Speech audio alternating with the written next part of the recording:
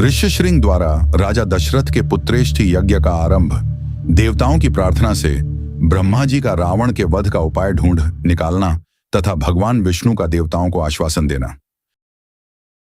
महात्मा ऋष्यशृंग बड़े मेधावी और वेदों के ज्ञाता थे।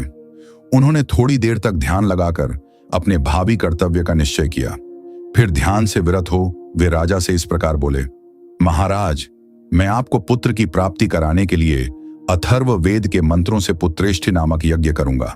वेदोक्त विधि के अनुसार अनुष्ठान करने पर वह यज्ञ अवश्य सफल होगा। यह कहकर उन तेजस्वी ऋषि ने पुत्र प्राप्ति के उद्देश्य से पुत्रेष्ठि नामक यज्ञ प्रारंभ किया और श्रौत विधि के अनुसार अग्नि में आहुति डाली। तब देवता, सिद्ध, गंधर्व और महर्षिगण विधि के अनुसार अपना अपना भाग ग्रहण करने के लिए उस यज्ञ में एकत्र हुए।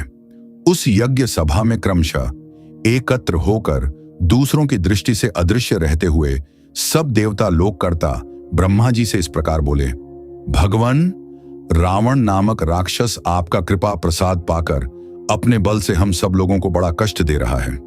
हम में इतनी शक्ति नहीं है कि अपने पराक्रम से उसको दबा सकें। प्रभो, आपने प्रसन्न होकर उसे वर दे दिया है। तब से हम लोग उस वर का सदा समादर करते हुए उसके सारे अपराधों को सहते चले आ रहे हैं। उसने तीनों लोकों के प्राणियों का नाकोंदम कर रखा है। वह दुष्टात्मा जिनको कुछ ऊंची स्थिति में देखता है उन्हीं के साथ द्वेष करने लगता है। देवराज इंद्र को परास्त करने की अभिलाषा रखता है। आपके वरदान से मोहित होकर वह इतना उद्दंड हो गया है कि ऋषियों, यक्षों, गंधर्वों, असुरों तथा ब्राह्मणों को पीड़ा देता और उनका अपमान करता फिरता है।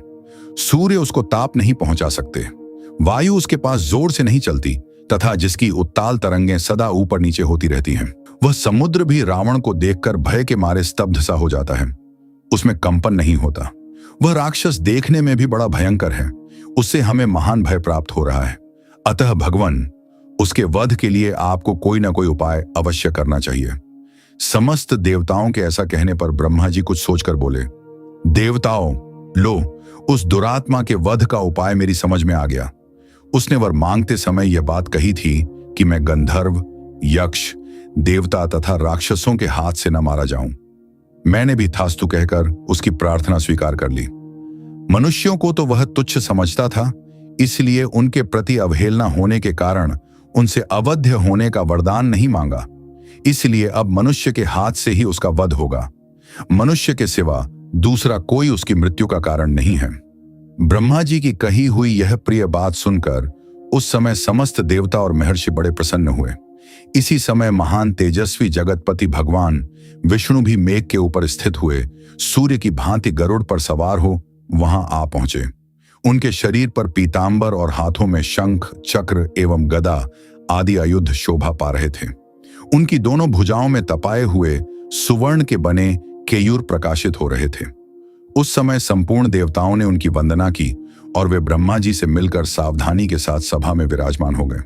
तब समस्त देवताओं ने विनीत भाव से उनकी स्तुति करके कहा, सर्वव्यापी परमेश्वर, हम तीनों लोकों के हित की कामना से आपके ऊपर एक महान कार्य का भार दे रहे हैं। प्रभो, अयोध्या के राजा दशरथ धर्मज्ञ, उदार तथा महर्षियों के समान तेजस्वी हैं। उनके 3 रानियां हैं जो ह्री, श्री और कीर्ति इन 3 देवियों के समान हैं। विष्णुदेव, आप अपने 4 स्वरूप बनाकर राजा की उन तीनों रानियों के गर्भ से पुत्र रूप में अवतार ग्रहण कीजिए। इस प्रकार मनुष्य रूप में प्रकट होकर आप संसार के लिए प्रबल कंटक रूप रावण को, जो देवताओं के लिए अवध्य है, समर भूमि में मार डालिए। वह मूर्ख राक्षस रावण अपने बढ़े हुए पराक्रम से देवता, गंधर्व, सिद्ध तथा श्रेष्ठ महर्षियों को बहुत कष्ट दे रहा है। उस रौद्र निशाचर ने ऋषियों को तथा नंदन वन में क्रीड़ा करने वाले गंधर्वों और अप्सराओं को भी स्वर्ग से भूमि पर गिरा दिया है। इसलिए मुनियों सहित हम सब सिद्ध, गंधर्व, यक्ष तथा देवता उसके वध के लिए आपकी शरण में आए हैं। शत्रुओं को संताप देने वाले देव आप ही हम सब लोगों की परम गति हैं। अतः इन देवद्रोहियों का वध करने के लिए आप मनुष्य लोक में अवतार लेने का निश्चय कीजिए। उनके इस प्रकार स्तुति करने पर सर्वलोक वंदित देव प्रवर देवाधिदेव भगवान विष्णु ने वहां एकत्र हुए उन समस्त ब्रह्मा आदि धर्मपरायण देवताओं से कहा, देवगण, तुम्हारा कल्याण हो। तुम भय को त्याग दो। मैं तुम्हारा हित करने के लिए रावण को पुत्र, पौत्र, अमात्य, मंत्री और बंधु बांधवों सहित युद्ध में मार डालूंगा। देवताओं तथा ऋषियों को भय देने वाले उस क्रूर एवं दुर्धर्ष राक्षस का नाश करके मैं 11,000 वर्षों तक इस पृथ्वी का पालन करता हुआ मनुष्य लोक में निवास करूंगा। देवताओं को ऐसा वर देकर मनस्वी भगवान विष्णु ने मनुष्य लोक में पहले अपनी जन्मभूमि के संबंध में विचार किया। इसके बाद कमलनयन श्री हरि ने अपने को 4 स्वरूपों में प्रकट करके राजा दशरथ को पिता बनाने का निश्चय किया। तब देवता, ऋषि, गंधर्व, रुद्र तथा अप्सराओं ने दिव्य स्तुतियों के द्वारा भगवान मधुसूदन का स्तवन किया। वे कहने लगे, प्रभो, रावण बड़ा उद्दंड है। उसका तेज अत्यंत उग्र और घमंड बहुत बढ़ा चढ़ा है। वह देवराज इंद्र से सदा द्वेष रखता है, तीनों लोकों को रुलाता है। साधुओं और तपस्वी जनों के लिए तो वह बहुत बड़ा कंटक है। अतः तापसों को भय देने वाले उस भयानक राक्षस की आप जड़ उखाड़ डालिए।